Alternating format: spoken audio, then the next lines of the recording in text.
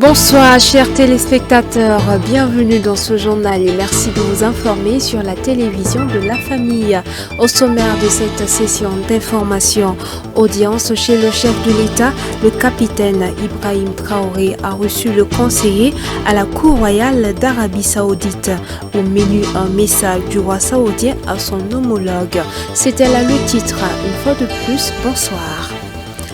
Le président de la transition, chef de l'État, le capitaine Ibrahim Traoré, a reçu en audience dans la matinée de ce mardi 5 septembre l'ambassadeur de la République italienne au Burkina Faso.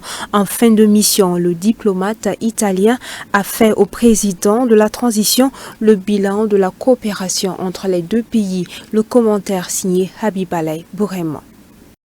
J'ai rencontré hier déjà autres autorités comme le président de l'Assemblée législative de transition et le Premier ministre. Aujourd'hui, c'était Monsieur le Président pour faire l'état des lieux des relations bilatérales entre l'Italie et le Faso. C'est des relations qui datent de plus de 70 ans avec la présence d'une très vibrante société civile qui est toujours là. Après, avec l'institution d'un office de coopération il y a plus de 20 ans et depuis 5 années presque l'ouverture d'une ambassade. Donc c'est un parcours de consolidation de la présence de l'Italie au Faso, dans le Sahel, qui c'est une terre, une région d'intérêt stratégique qui monte en puissance pour notre pays. J'ai porté la solidarité et l'appui du peuple et du gouvernement italien dans la lutte contre le terrorisme. C'est toujours un fléau qui représente une menace pour les populations et pour les États mêmes. Donc c'est important de continuer dans cette lutte. Et j'ai aussi perspecté la position italienne vis-à-vis de la crise qu'il y a couramment avec le Niger dans la sous-région. L'Italie est pour une solution négociée, diplomatique, une solution trouvée par les partenaires africains pour un problème africain. Donc l'Italie est pour une solution de négociation. Donc ça c'est l'échange. J'ai trouvé une personne, le président, qui m'a très bien accueilli, contente du niveau de relations et pour lequel il faut encore travailler ensemble. Et après l'ambassadeur de la République italienne au Burkina Faso, le chef de l'État a également accordé une audience en début de soirée au conseiller à la Cour royale d'Arabie Saoudite, porteur de message du roi saoudien au chef de l'État, Habibalay Bourema. Les échanges ont porté sur des projets que le Burkina Faso souhaiterait soumettre à l'Arabie Saoudite pour financement et de l'aide apportée par le Royaume saoudien pour la réalisation de certaines infrastructures au profit du peuple burkinabé. Le messager du roi saoudien a profité de l'occasion pour inviter le chef de l'État à prendre part à des sommets qui se tiendront en Arabie Saoudite. Il s'agit du sommet afro-saoudien et du sommet arabo-africain. J'ai été accueilli ce soir par son Excellence le président de la transition et je lui ai traduit les salutations du roi d'Arabie Saoudite et son prince héritier. Notamment, nous avons évoqué les relations entre les deux pays, les relations fructueuses qui caractérisent les deux pays.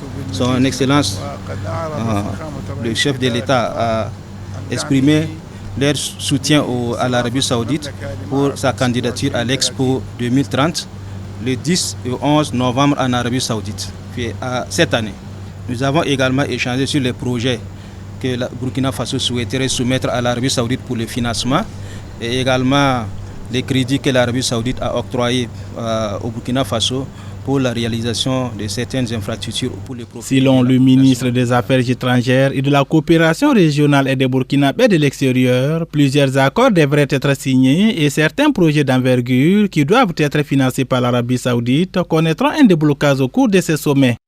Pour plus de précision, l'invitation qui a été faite pour prendre part au sommet concerne le président de la transition. Et à l'occasion, beaucoup de projets d'accord devraient être signés et aussi certains projets d'envergure qui doivent être financés au Burkina Faso par l'Arabie Saoudite connaîtront un déblocage. En effet, l'Arabie Saoudite veut accueillir l'Expo universelle 2030 et cette audience a été également une occasion pour l'envoyé du roi d'Arabie Saoudite de solliciter le soutien du Burkina Faso à la candidature de son pays. Le président de la transition a d'ailleurs marqué son soutien à l'Arabie Saoudite pour sa candidature à cette Expo universelle 2030. Le Centre d'analyse des politiques économiques et sociales, CAPES, a organisé ce lundi à Ouagadougou une conférence internationale sur le thème « Souveraineté politique et monétaire dans l'espace CEDEAO. Faut-il poursuivre la transition du CFA à l'éco ?» La cérémonie d'ouverture a été présidée par le Premier ministre Maître Kelem Joachim de Tambela. Le reportage est signé Delphine Banissi et Gédéon Tapsoba. Selon les initiateurs de la rencontre, l'objectif général de cette conférence internationale est de participer à la réflexion sur la souveraineté monétaire et l'indépendance politique des pays de la CEDEAO. Et pour ce faire, il s'agira entre autres de produire des idées sur la pertinence de l'éco comme garant de cette souveraineté et aussi réfléchir à une alternative économiquement faisable et viable pour les pays en crise dans la quête de la dite souveraineté monétaire. Nous avons au niveau du Centre d'analyse des politiques économiques et sociales fait des constats que vous avez fait vous aussi certainement. Vous vous rappelez le 21 décembre 2019, au sorti d'une interview, d'un entretien avec le président Macron, le président de la Côte d'Ivoire, son Excellence Alassane Ouattara, a fait une annonce sur la naissance de l'éco qui va remplacer les CFA. Donc nous avons fait ce constat-là. Et aujourd'hui, nous sommes dans un environnement où il y a des bisbilles avec ce qui s'est passé au Niger. Et la CEDEAO s'est déportée ou a bandé le muscle et veut même intervenir militairement au Niger. Nous avons constaté également que la façon dont le CFA est géré, c'est une monnaie coloniale et néocoloniale. Et cette monnaie-là, on veut la remplacer par une autre monnaie qui est l'éco. Et cet éco, en principe, après cette annonce d'ailleurs qui a été faite par le président Ouattara, le Nigeria et le Ghana avaient dénoncé un peu cette façon de procéder. Pour dire que si c'est comme ça, c'est comme si le CFA était égal à l'éco avec un changement seulement de dénomination. Ce que les peuples africains ne veulent pas aujourd'hui. Si on doit avoir une monnaie, elle doit être une monnaie de notre souveraineté. Donc ce qui explique que nous avons mené la réflexion. Parce que parmi les panélistes, il y a beaucoup qui ont toujours dénoncé les CFA comme monnaie coloniale. Donc nous allons créer le cadre de ce débat-là pour permettre aux uns et aux autres de voir les enjeux d'une monnaie de souveraineté. Comment peut-on créer une monnaie solide dans le contexte de crise actuelle? Une équation à résoudre selon le Premier ministre Maître Apollinaire Kelem de Tambela, qui attend de cette rencontre des alternatives crédibles au franc CFA en vue de dégager des voies pour une réelle souveraineté des pays de la CEDEAO.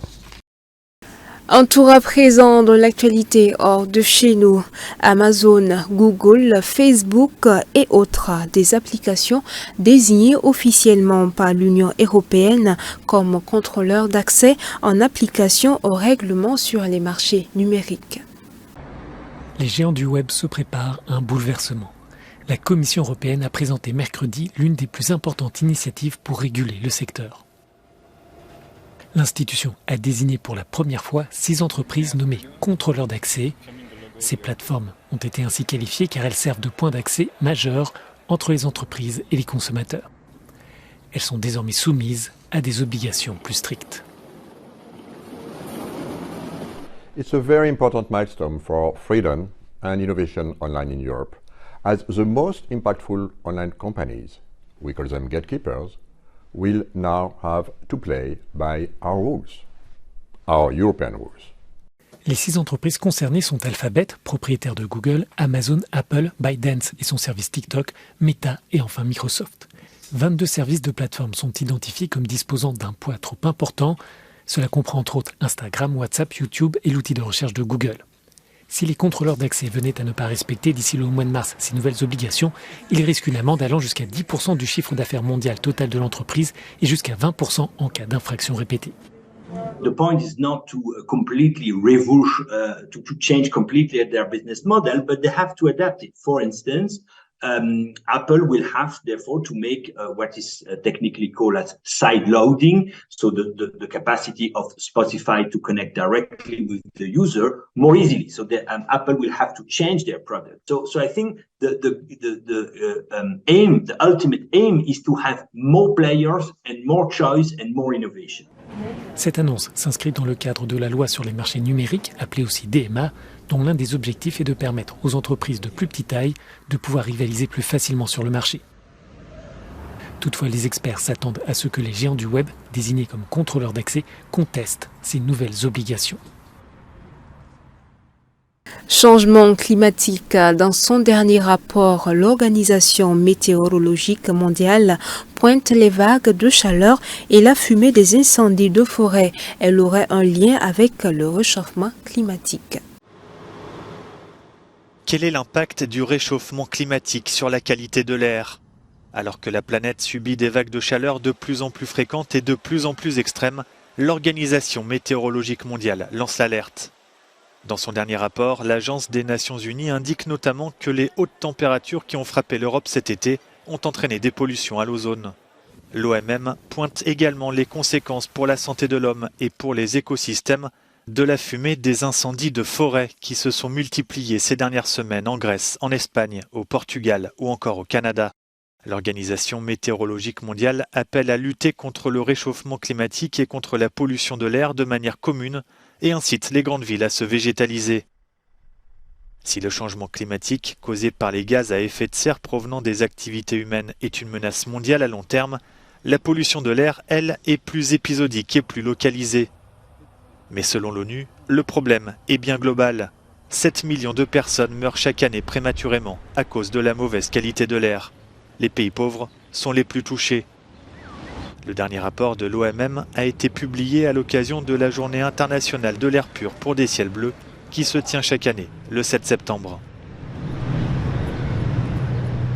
La 8e édition des conférences d'Estoril, un rendez-vous pour réhumaniser le monde, mettant au premier plan les personnes, la paix, la planète et les nouvelles politiques.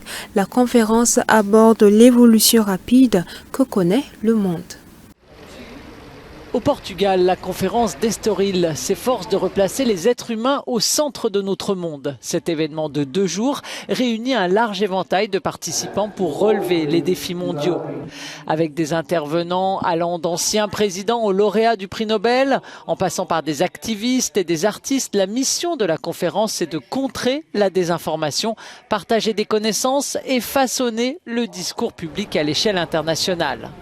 La planète, la paix, les nouvelles politiques, la conférence reflète les défis de notre monde. What we are seeing today is that it's very quick the change the world is facing and Europe is facing.